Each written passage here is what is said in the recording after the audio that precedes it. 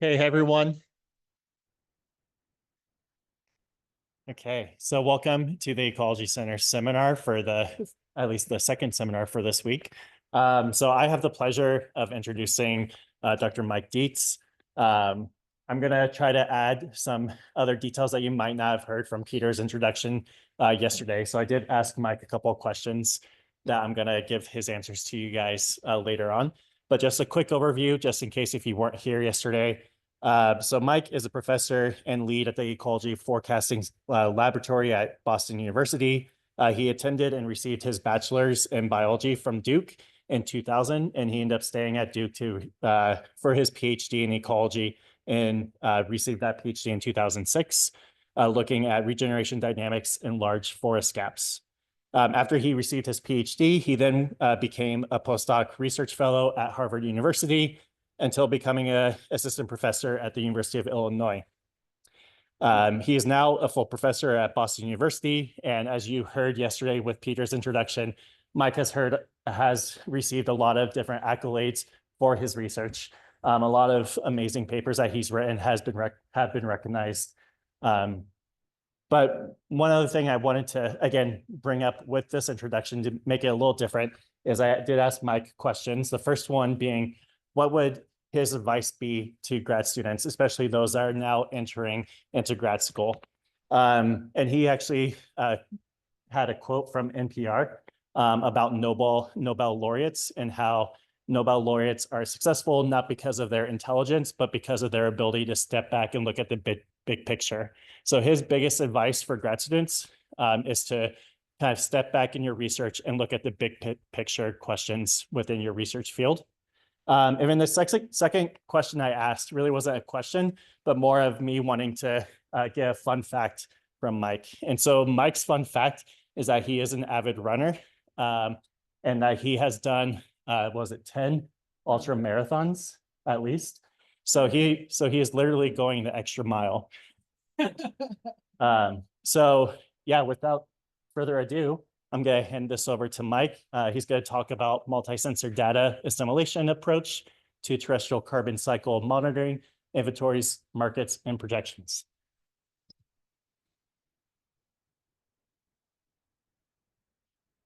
Okay. Ooh, that's loud. Thanks all for coming back and listening to me a second day. So yesterday, I really spent time talking about the ecological forecasting part of my lab's research, and I always kind of, when I talk to new students, I talk about how, there's a Venn diagram in my lab of our work on the terrestrial carbon cycle and our work on ecological forecasting, and the thing we defend at all costs is the carbon cycle forecasting. And so carbon cycle is essentially where I started as a terrestrial plant ecologist. And for early part of my career, a lot of what I was doing, and a lot of folks in the field of carbon cycle science were doing, was motivated by figures like this, which once saw Steve Fakala famously refer to this as the cornucopia of shame, because these are projections of the global land carbon sink out to 2100, with each of these lines representing a different Earth system model that do not agree on the sign of the carbon budget.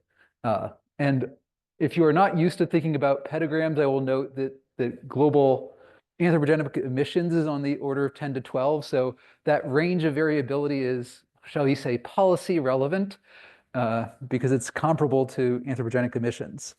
These are the exact sort of projections that I poo-pooed yesterday by saying that, I've spent decades doing this and I never get to go here to know whether we're any good or not.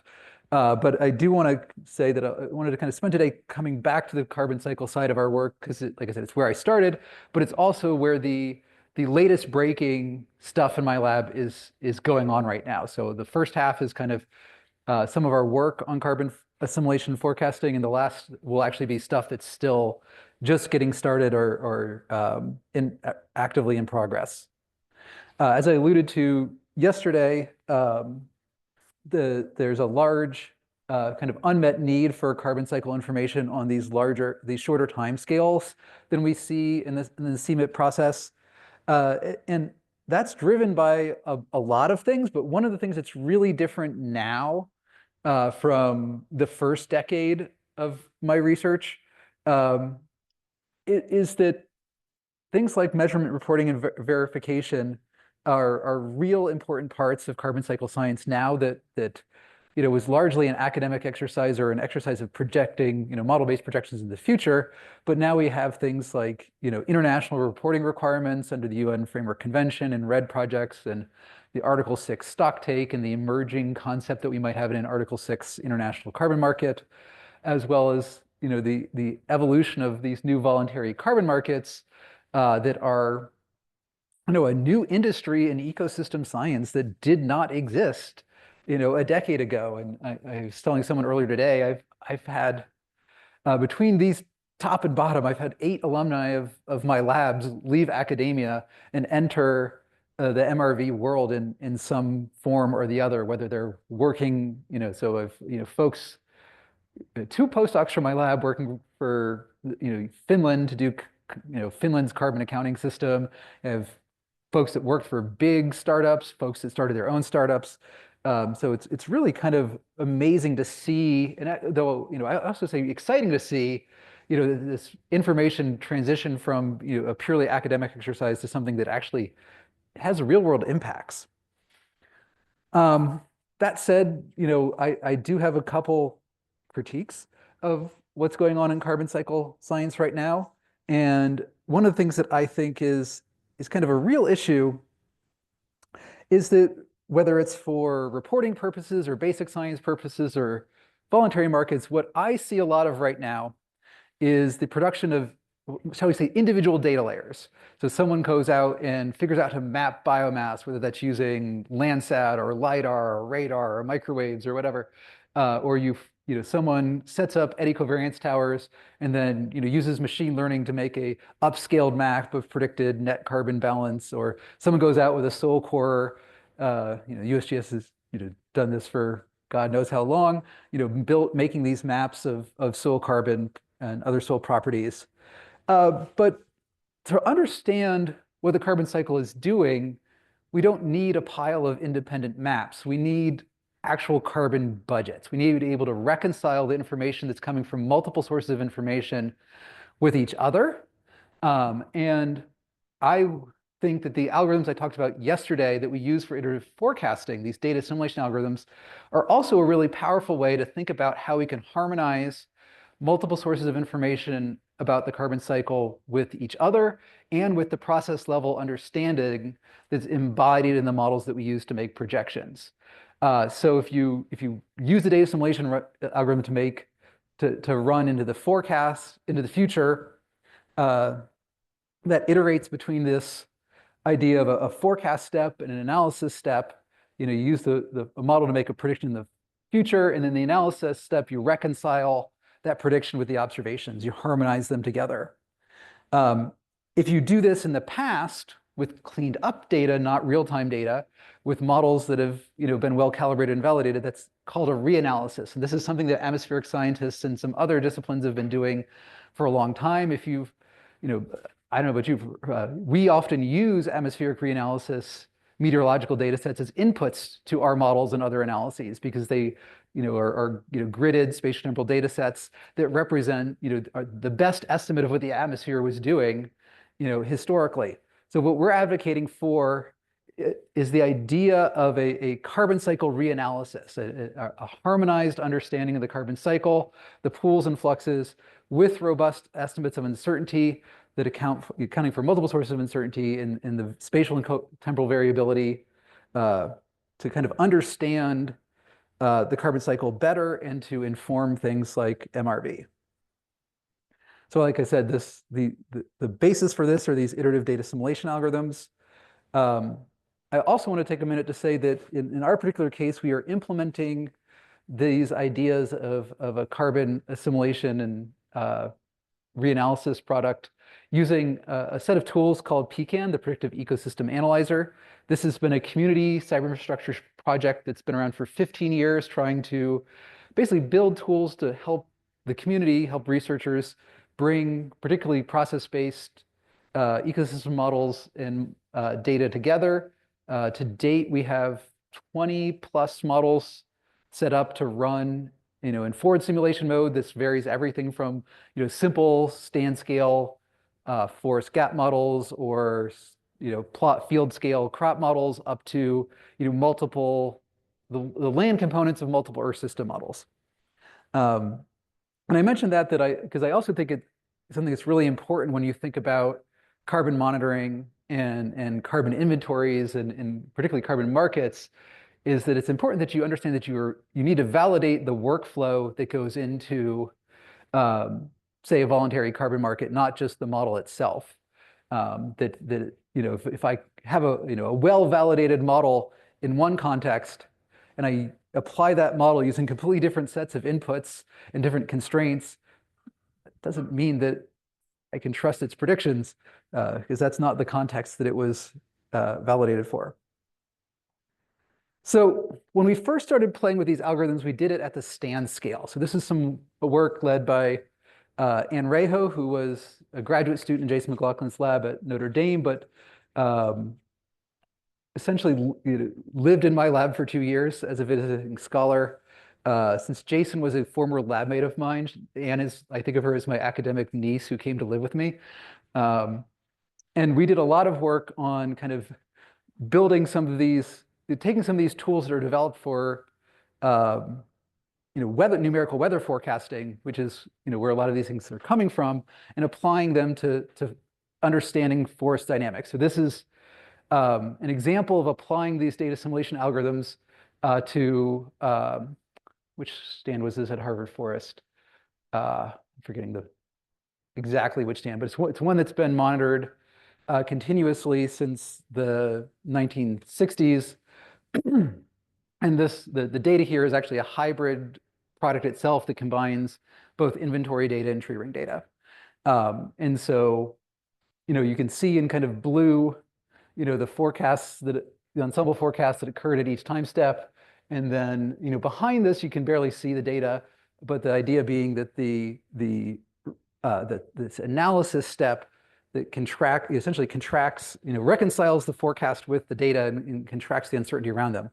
I'll talk about this, how it does this happen in a little bit. But at this scale, one of the things that Anne and I did, besides just showing that we could do this as a proof of concept, was we started using this to kind of think about what are the different sources of uncertainty that go into how we model the carbon cycle and how we account for the uncertainties in our carbon budgets. And thinking about the status quo of things like how those earlier CMIP simulations I showed for the global carbon budget work. So one thing that's very common in carbon cycle modeling is to spin up your models to some steady state. I think if you know Peter, you've probably heard a lot of his spiel about why we don't think the universe is at steady state. I surely have mentioned it a lot yesterday as well. Fairly bold assumption that the carbon cycle is currently in steady state, and often done just once with no representation of uncertainty. These process-based models, for whatever reason, if I run a linear regression, I put a confidence interval on it. If someone runs a process-based model, there's a tendency, or historically, there's been a tendency in the carbon cycle community to just be like, well, we have the line, like we don't put a confidence interval on it. It's a model. It's a process model. Like these aren't categorically different, but we tend not to. We tend to ignore this uncertainty. And what we tended to do is instead is assume that the uncertainty in our climate scenarios is what's going to dominate everything else. And more recently, there's been some acknowledgments that there may be actual uncertainty in the parameters in these land models. So this is the result of actually doing the uncertainty partitioning in that assimilation exercise at Harvard Forest, looking at the overall variability. So this all is, sums to 100%. And so, everything is since spin-up interacts with all the other sources of uncertainty, everything attributable to spin-up is in our initial condition is kind of in this hatched color showing that initial condition uncertainty is actually dominant in our carbon cycle estimates here, and also that it does not decay quickly. This is in stark contrast with some of the findings that have come out of attempts to analyze global carbon models that have come up with what I think are fairly nonsensible estimates that like the memory in the global carbon cycle is like 15 years, which if anyone's watched a tree grow, that doesn't make sense to me. But this makes much more sense to me that it actually, we have substantial memory over to multi-decadal scales. This process errors in pink, that residual, the fact that our models are not perfect is not surprising, but it actually is important to actually account for that formally. Driver uncertainty was actually important, even though this is historical. It's not actually forward under different scenarios. And yes, parameter uncertainty is there, but it's definitely not the dominant source of uncertainty, which is contrary to what a lot of people assume when they try to represent the uncertainty in a model by accounting for just calibration error. So having done this at a stand scale, we got some funding from NASA's carbon monitoring system to kind of prototype moving this up in scale, particularly with the goal of getting it running for the contiguous US. And so this is kind of a schematic figure that kind of shows a little bit more detail about how this actually works under the hood. So we have, in this case, we're initializing from a distribution of initial conditions that is not driven by spin up, but driven by information about vegetation pools and stocks, in this case, summarized from, Ameriflux sites and then applied to sites in the same ecoregion to generate ensemble members. We used AIR5 meteorology, which is itself an ensemble-based product. And then we sampled the model parameters from their joint Bayesian posterior distributions. We run this through a fairly simple carbon ecosystem model called SIPNet, the simplified PNet model, in order to make ensemble projections into the future. And we do actually include the process error. I'll talk about in a little bit when this comes. This will eventually circle back to make a cycle, but how we calibrate the process error. I want to say a little bit about how we actually calibrate these models because they are big and unwieldy. So it wasn't with SIPNet, but it was with one of the other models we work with, Ed. At one point, we were looking at these traditional Bayesian MCMC algorithms where, used naively, they involve you propose a parameter value, you run your model under those proposed parameter values, you make a prediction, you compare that prediction to what actually happened, assess the error, and then you either accept or reject that. This was a improved parameter value or it was not. And then you propose the next value and you propose the next value. And so it's an inherently sequential algorithm, but it is very robust and it's very good at producing distributional estimates of model parameters. But because you have to run the models one at a time, we did a back of envelope calculation for the Ed model and was like, this should converge in a mere 84 years of compute time. And since it's not parallelizable, that means it's actually 84 years. So we began to explore algorithms that have become more popular in recent years that are what we call emulator-based approaches. So instead of just proposing one parameter value, we proposed hundreds of different alternative parameter vectors.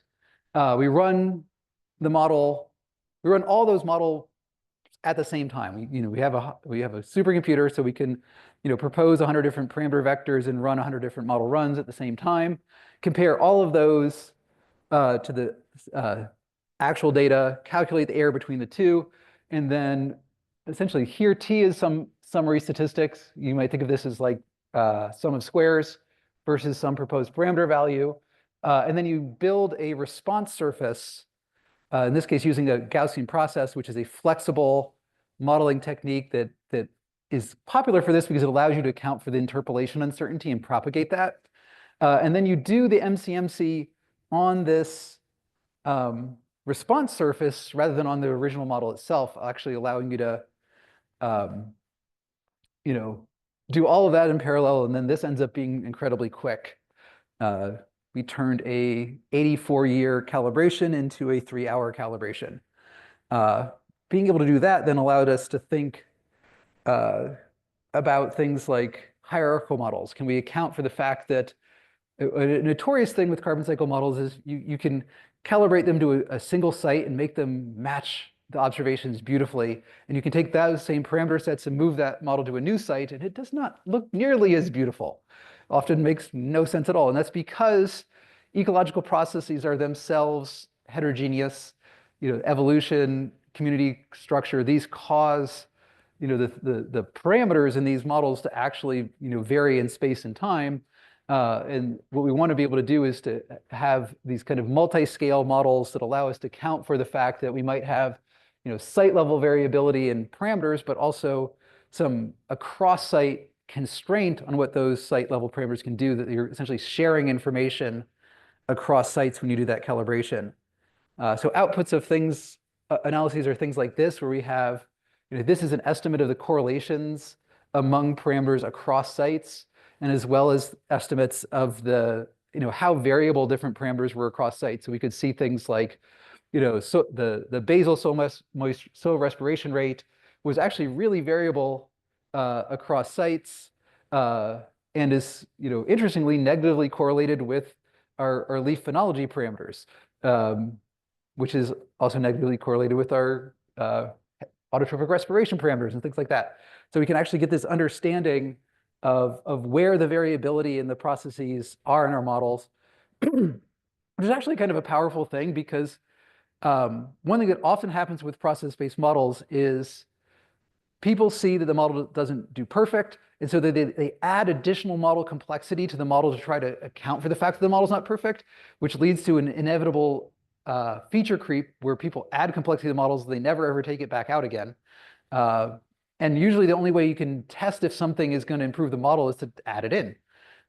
With the hierarchical models, we can, in some sense, shortcut that a little bit by saying, well, before we try to fix everything in the model, we know that this is specifically the process that is variable from site to site. So, this is the thing that we would need to, if we want to add additional process, this is what we want to be able to chip away at to explain, the site to site variability more than these other things. But you can also do things like, look at how these things vary with other coefficients. So like in the paper here that won't go into more detail, things like your optimal temperature for photosynthesis actually varied fairly predictably latitudinally and with temperature, suggesting that there was like acclimation processes within the model that were not, acclimation processes in the real system that were not being accommodated in the model. Anyway, that's a bit of a digression to talk about some of the kind of cool, what I think kind of cool underlying technologies that allow us to do what we're doing here. Now, in what we're doing right now, we're taking that calibration as a given, but just propagating that parameter uncertainty. And then the flip side of this is, like I alluded to earlier, what we call the analysis step. In the analysis step, we have our forecast and we have some new data. In this case, when we first started doing this, we were using Modus LAI, a satellite-based product, and an above-ground biomass product from a team called Landtrender that is a Landsat-based product. So these are remotely sensed estimates.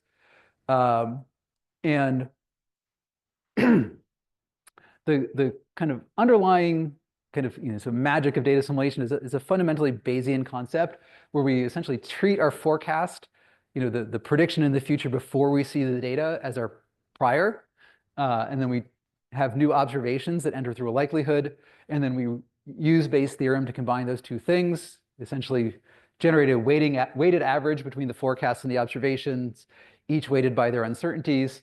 That gives us an updated estimate of the state of the system. That's our reanalysis estimate, and that then becomes the basis for the next forecast.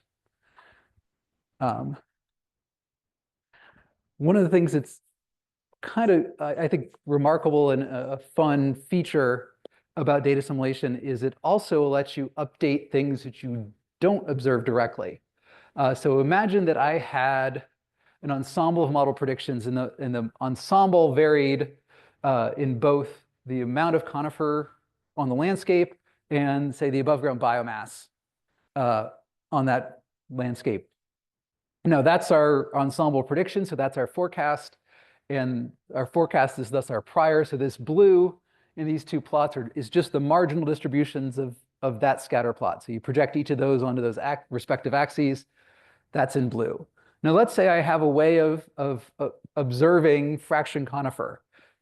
Actually, this might be remote sensing, it might be inventory data. When I actually made this picture, it was for some paleoecological applications where this was coming from fossil pollen. But the key point is I have some prior, I have some data, I can do Bayes' theorem and get an updated posterior that reconciles the two. But this thing is correlated with that thing. So I can also update this based on the strength of the correlation between the two. If the two are perfectly correlated, then I'll gain just as much information about above ground biomass as I do about conifer.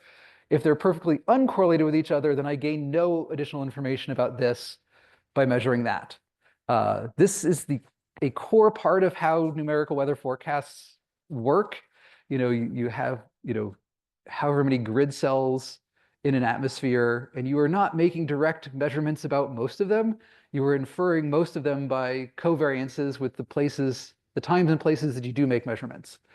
So this can work both across variables, but can also work across space. These could be the same variables at different locations. So this is an example of what this looks like kind of operationally at a single site. So we were running, so that we make the forecast in yellow, we get new data in pink, we harmonize the two in purple. And because of biomass covaries with LAI and soil carbon, we get to update those things because we updated the first. Then in around 2000, MODIS launches, and we get a second data constraint coming online, giving us much tighter constraint on LAI. Yep. And then this also shows that we'd only can we update our understanding of the pools indirectly, but we can also update our understanding of the fluxes indirectly. So this is a comparison between kind of held out of sample observed eddy covariance data versus both the forecast and the reanalysis estimate, which was much tighter. So we actually get gained understanding of other pools and fluxes. So this is kind of a validation. So we then scaled this up to all of CONUS. This is a proof of concept, so it was fairly coarse spatially. There's roughly 500 points here. I'll talk in a little bit about why we don't run this on a rectangular grid, but it's mostly to capture heterogeneity variability more efficiently. And then this is kind of showing some more out of sample validation, in this case against soil carbon. If you don't work on soil carbon, this looks awful. If you work on soil carbon, you realize this is actually quite good because soil carbon's really heterogeneous and hard to get right. Okay, so that was our kind of first generation system, a proof of concept showing that we could actually do this sort of data assimilation. And also note that in scaling that up, we did scale it up in a way that allowed us to capture not just the covariances across pools, but across space as well.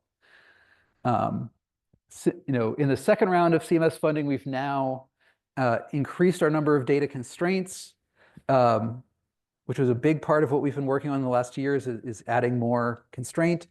And then having done some of that, we did what we're calling a value of information analysis, which is basically a sensitivity analysis asking like, how much information do these different sources of it, how much information do we gain from these different observations about the carbon cycle? So at the high level, we see two things. One is that soil carbon is the largest source of uncertainty in our carbon budgets, but also that it's the place where we get the largest reduction in uncertainty from the observation. So this is the uncertainty budget for our what we're calling a free run. This is the unconstrained model run. This is what, like, if you're familiar with things like the Global Carbon Project and Trendy and stuff like that, those are actually just free model, unconstrained model runs. They run the model under that year's meteorology. It doesn't necessarily have to match what actually happened in reality. And then this is kind of the order at which we gained information. So soil carbon gave us the greatest constraint, AGB the second greatest, and not surprisingly, LAI leaves are smaller, and so SMP is soil moisture. That's coming from the SMAP microwave mission. Gave us the least information about about ecosystem carbon. Since soil carbon was the most important, we kind of dove into this in more detail. One thing you'll see here is that when there's more confidence about the soil carbon at a site, the assimilation system quickly draws uh, the overall budget towards the data. And when there's larger observation uncertainty, the resulting posterior estimates are a greater compromise between the models and the observations. Um, Taken as a whole, though, the assimilation of soil carbon, reduces what we're seeing, not just the random error, but also a systematic overprediction of soil carbon across the CONUS neon sites. And so, yeah, the pink is the free run. The blue, which shows is assimilating everything we did with except soil carbon, which actually made things worse. And then assimilating soil carbon is what made things better. Cool. Now, this figure I'm really quite fond of because it allows us to start asking what was the information contribution of these different constraints. So I showed you the overall take home, but what we're seeing here, so this set of four rows is how did the uncertainty change if we added each of these constraints relative to the free run? And the top is showing what happens if we take away each of those constraints relative to the full run.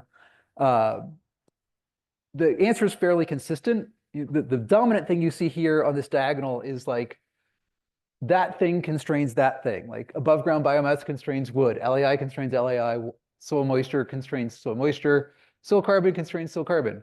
These are relative reductions in uncertainty, in the order of 80, 90%. The fun stuff, though, was seeing these indirect effects of shared information, the information we're gaining through these covariances.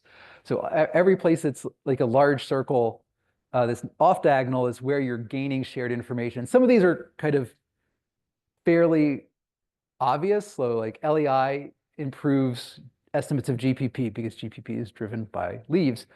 Soil carbon improves heterotrophic respiration.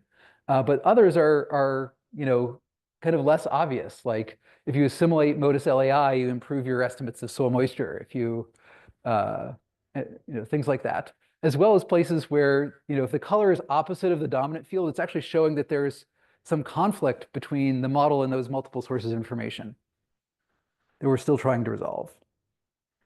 We're also borrowing strength spatially, and so this figure shows how how we get a continued reduction in uncertainty as we increase the spatial range at which we assimilate information.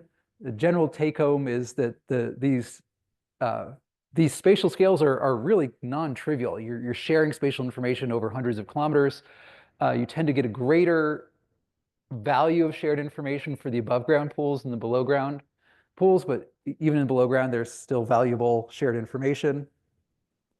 And this is kind of showing, for each of these neon sites, where did sharing information decrease uncertainty?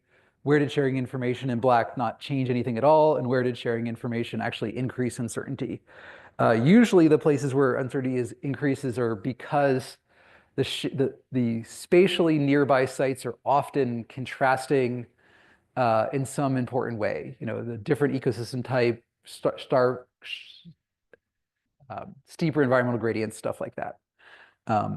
And others also are just kind of like no-brainers, like satellite products about above ground biomass don't really affect non-forest ecosystems much. And should also note that when I showed that earlier assimilation, simulation of the visualization of the assimilation, we were running the update annually. So we were updating our information once a year. And this is also showing kind of, we get further constrained if we can actually run that assimilation monthly. So we capture the seasonal cycles better. So where we are now is scaling this up even further. So we're now running the system at 6,400 1 kilometer sites across all of North America. 400 of those are what we call anchor sites, areas where there's some useful ground data to validate against. These are Neon, LTR, FluxNet, stuff like that.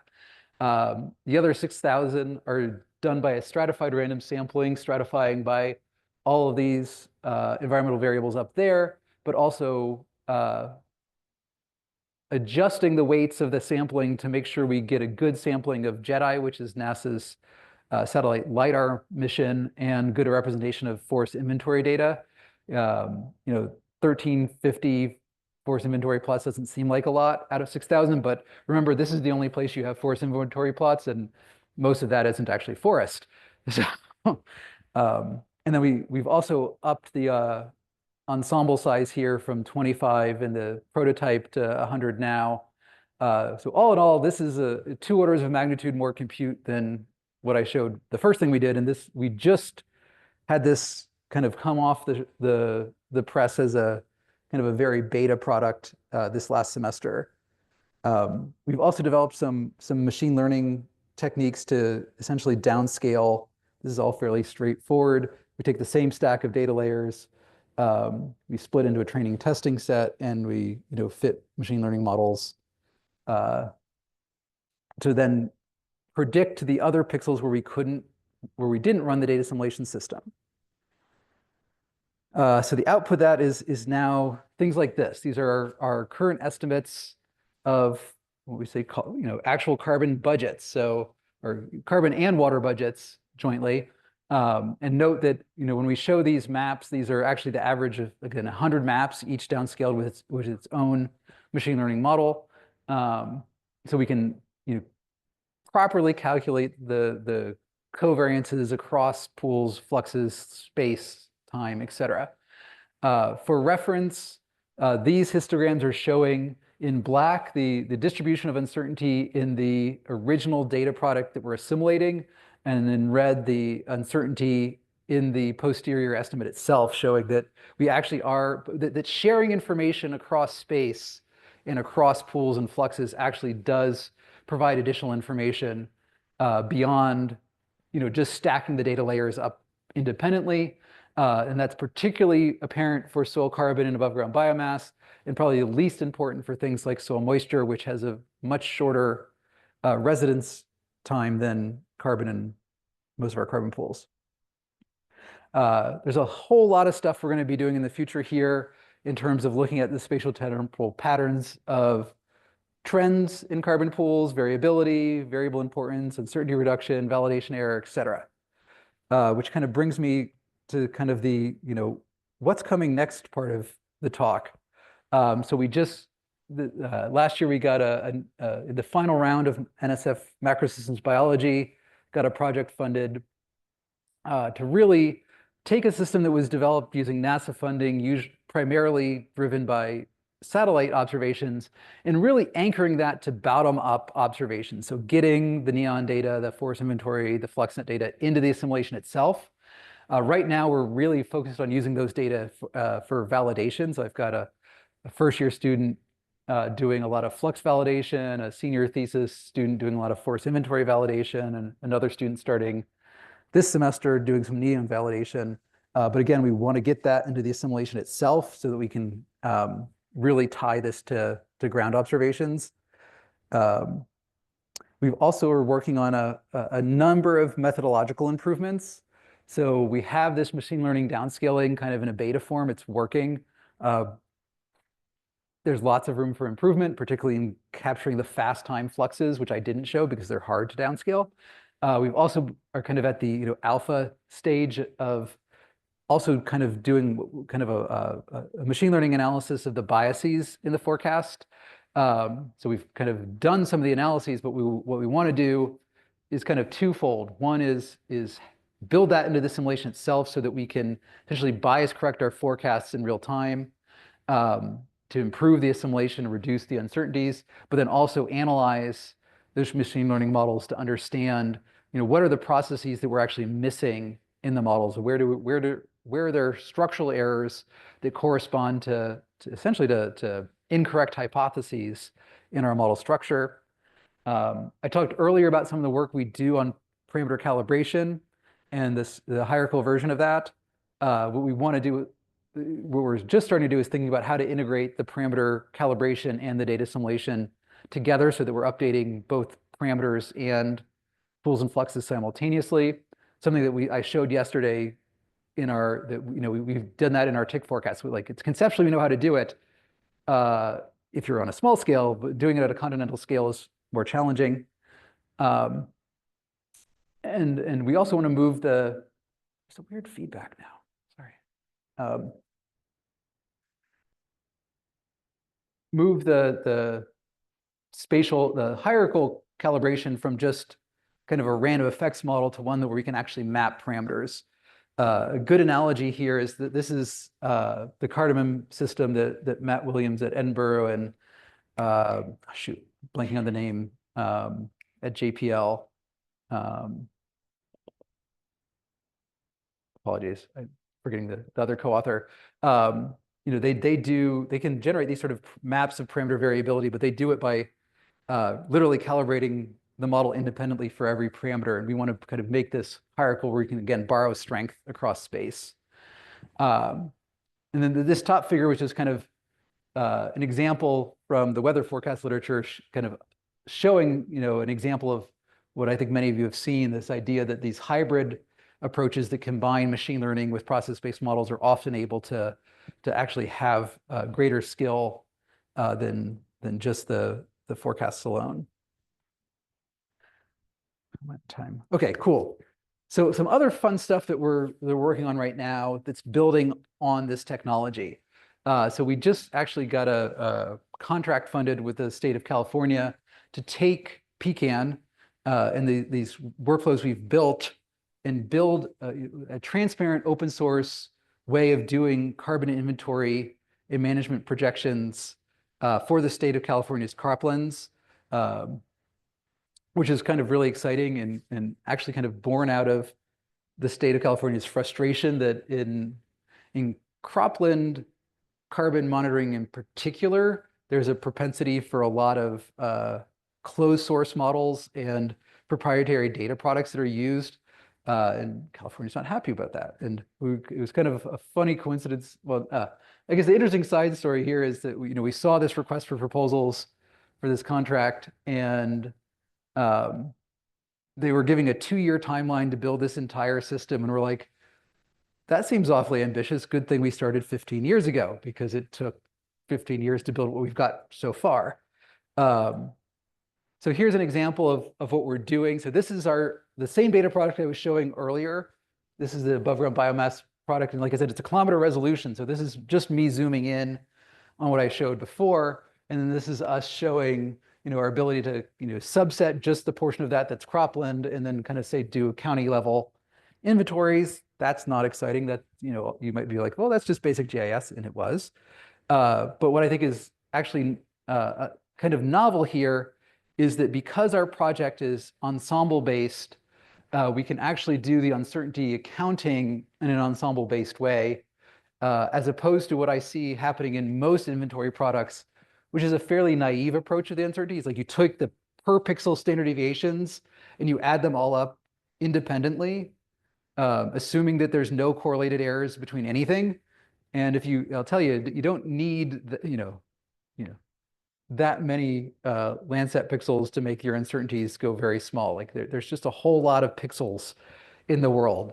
And when you have that square root of n in the denominator, basically making the point that I think a lot of the uncertainty estimates in both in current inventories and as well as the current voluntary markets, where they often rely on portfolio effects to manage uncertainties, are probably very optimistic, because they're usually ignoring these spatial covariances. Another thing that we're doing right now is, as part of the California project, adding methane and N2O into our system, which will give us a full greenhouse gas inventory soon, rather than just a carbon inventory. And then to derive this, we've also doing a lot of work of adding representations of cropland management into the system, driven by a bunch of different remotely sensed data products that we're currently kind of working on integrating into the system. The other project that's just getting started that builds on this is with the Department of Defense CERTIP program, where they're very interested in extending these sorts of techniques to the uncertainty accounting across US military installations, which account for a total of around 11 million hectares of the US. And here we're very interested in applying some of these uncertainty analyses at this more landscape scale, but also getting a better representation of management, of non-cropland management. And then I'll talk a little bit in a sec about how we also want to kind of help them use ecological forecasts to improve the way that they do their carbon monitoring. What part of this, one of the things that we're really excited about with this project is thinking about the role that disturbance and recovery plays in particular in ecosystem processes and in carbon monitoring. So there's going to be a simple cartoon here of what we're thinking about in terms of like why we think recovery forecasting is a particularly important part of carbon cycle forecasting. So you might have, say, a conifer forest that gets burned and turns you into a grassland. I'll talk in a little bit about the algorithm that we've developed to get this into the data assimilation. But you might have an ensemble that predicts many alternative stable states the system might project into. And your first observation post-disturbance might be compatible with all of those. But if we take an iterative assimilation approach, maybe the next year's data starts to narrow that down and starts to narrow that down. But in addition to running these forecasts, we can also run alternative scenarios under alternative management operations, asking like, what management options might return us to a particularly desired ecosystem state, and when can we detect that in that system? Because I think when it comes to a lot of successional processes,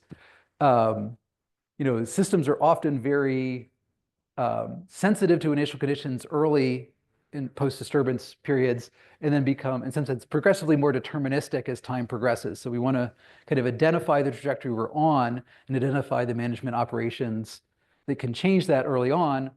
We can also potentially use this to think about how we allocate resources. So, some systems are going to recover if you just leave them alone.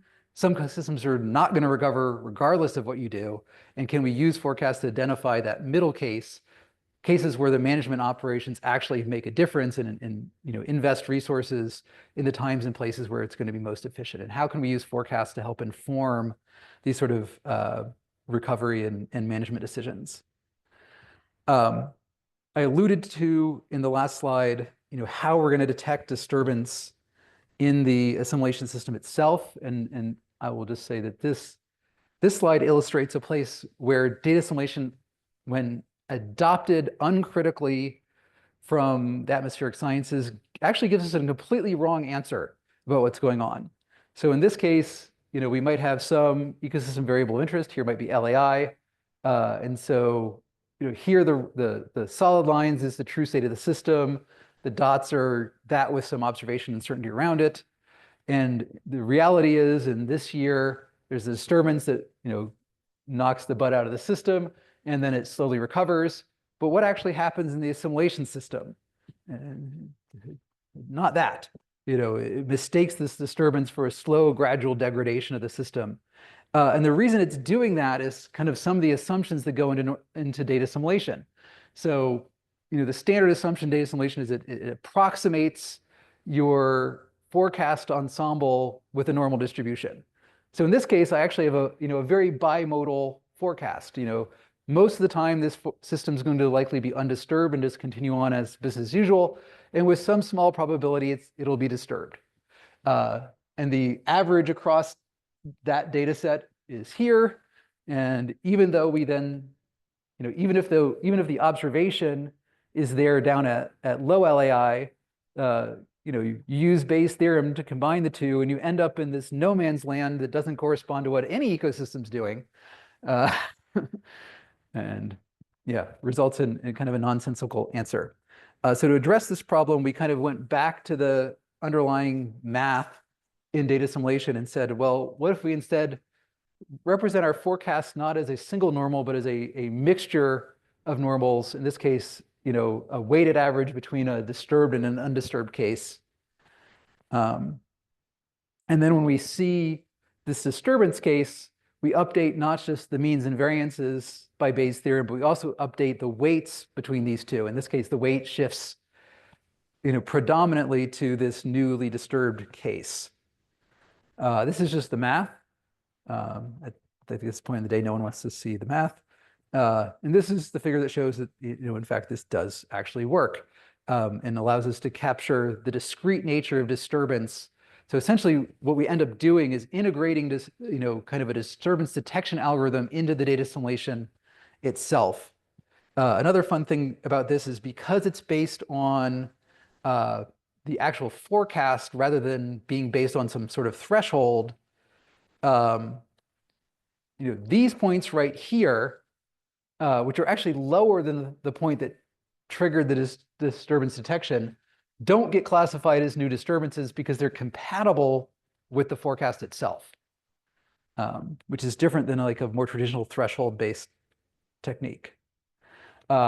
We don't have this running continentally yet. This is just showing that we've got it running for a single Landsat scene in Oregon as a test bed, showing the biomass that we assimilated, the types of disturbance. And so it's implemented as a multinomial because it's rather than just two cases, it's a weighted average between, in this case, we were considering 5 different possible outcomes: no disturbance, pests, fire, clear cuts, or lumping everything else into other, and showing that we can capture all but the smallest disturbances.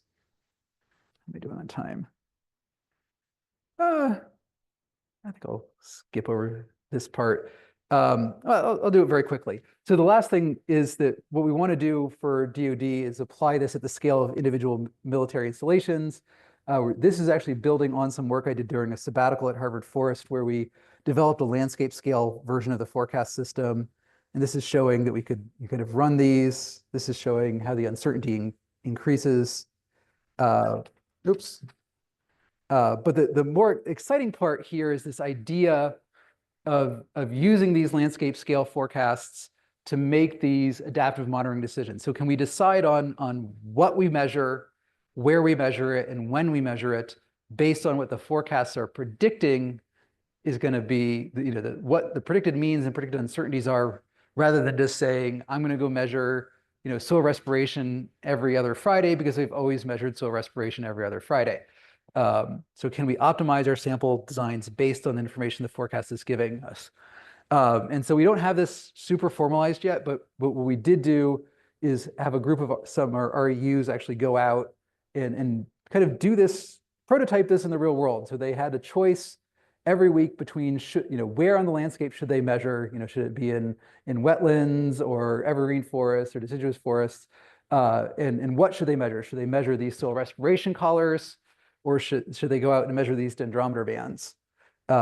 So it's kind of coming full circle to what I was talking about yesterday, of having this iterative forecasting cycle, linking that to improving our understanding of the carbon cycle scientifically, but also that dashed line there of adaptive monitoring feeding back into how we can help, inform management and kind of link forecasting and adaptive management more explicitly. Okay, thanks for listening to me again. Happy to take any questions.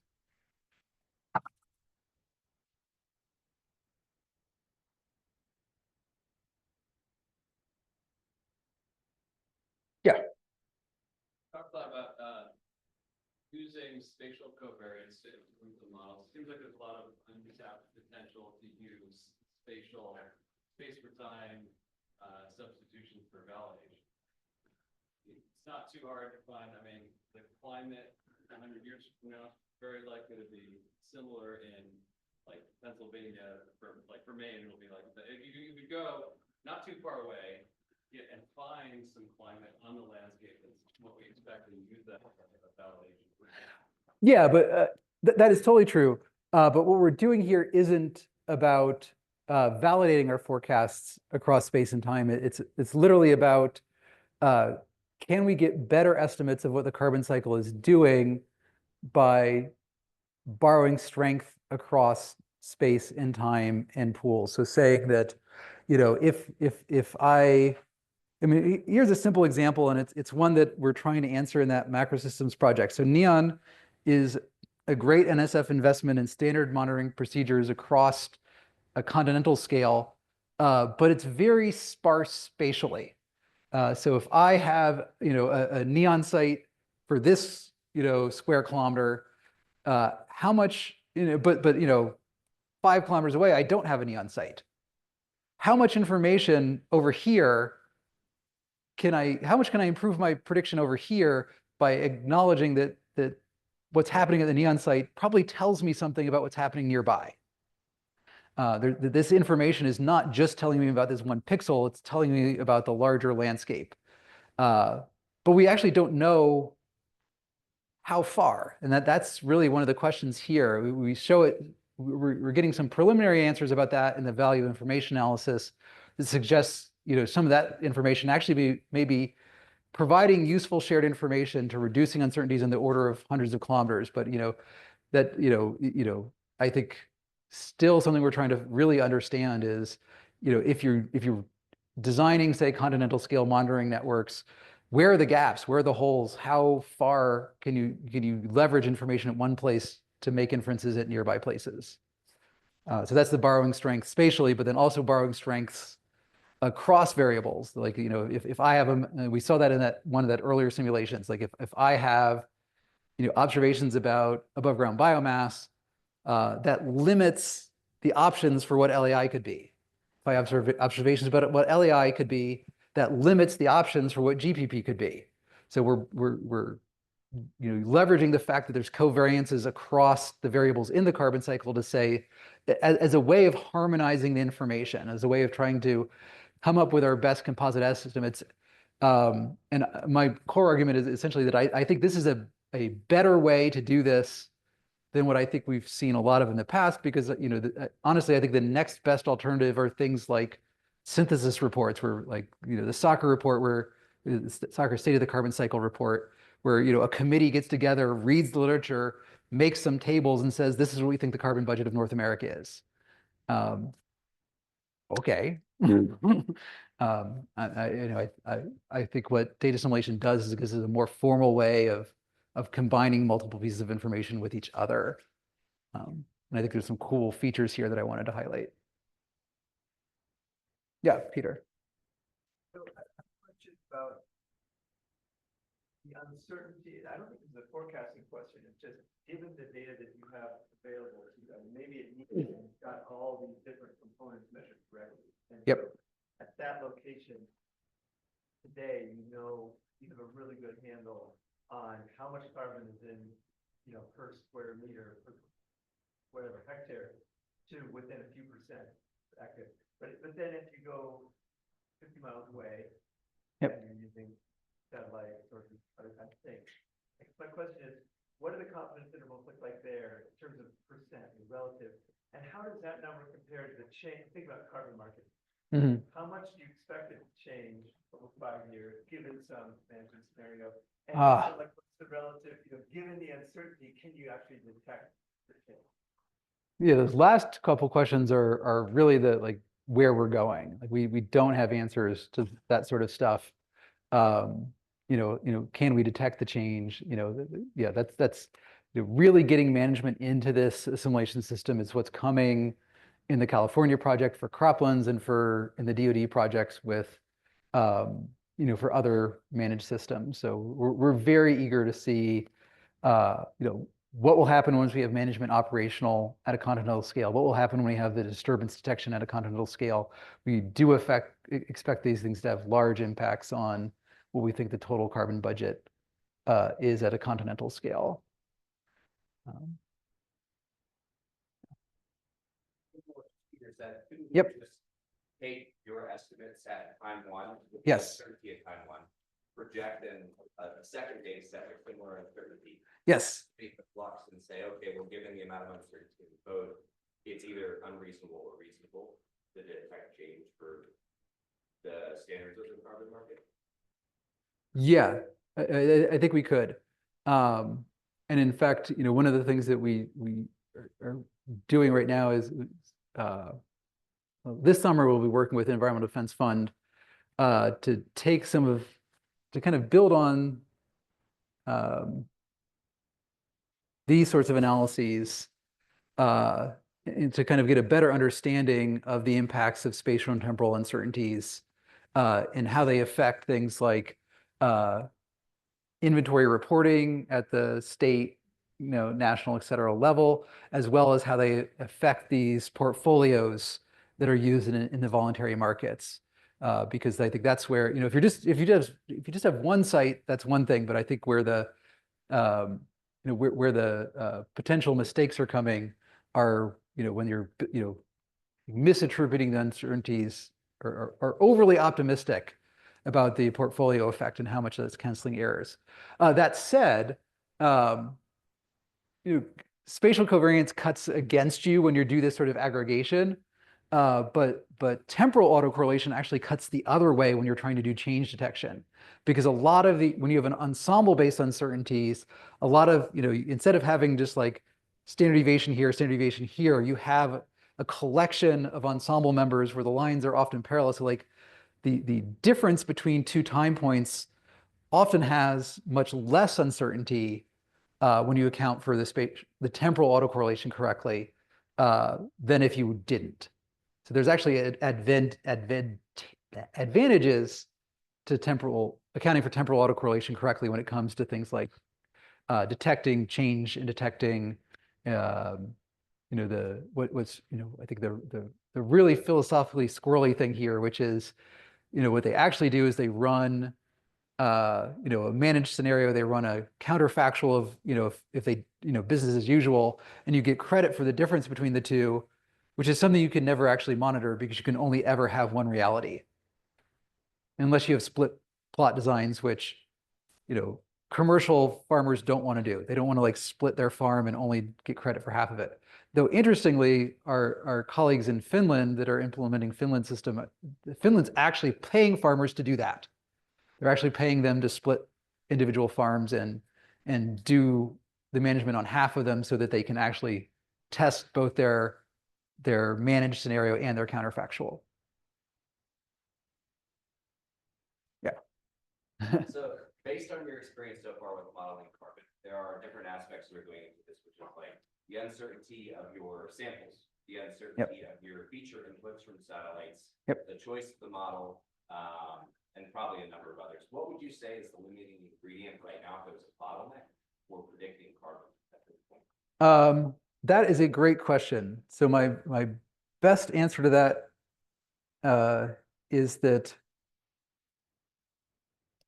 that's what we were trying to do here, and we've done it now successfully for like one site.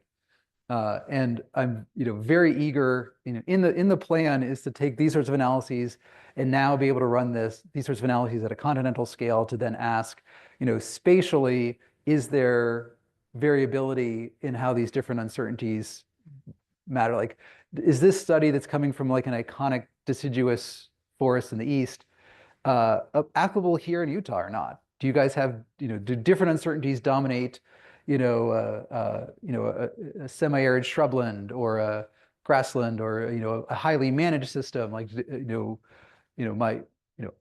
right now, I'm going to say I expect initial condition to be actually very important across the board.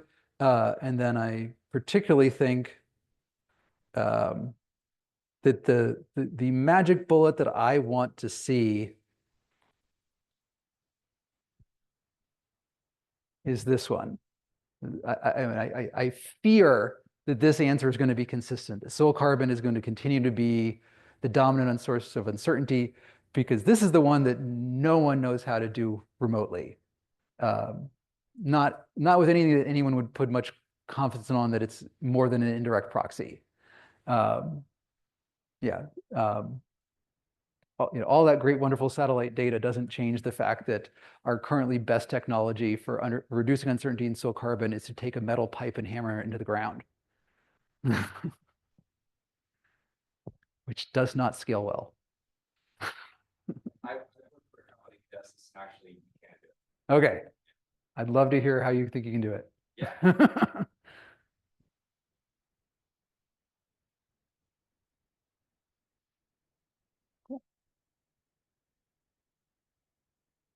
Awesome. Well, thanks all for hearing me out, and thanks for a great trip. I really enjoyed meeting all of you.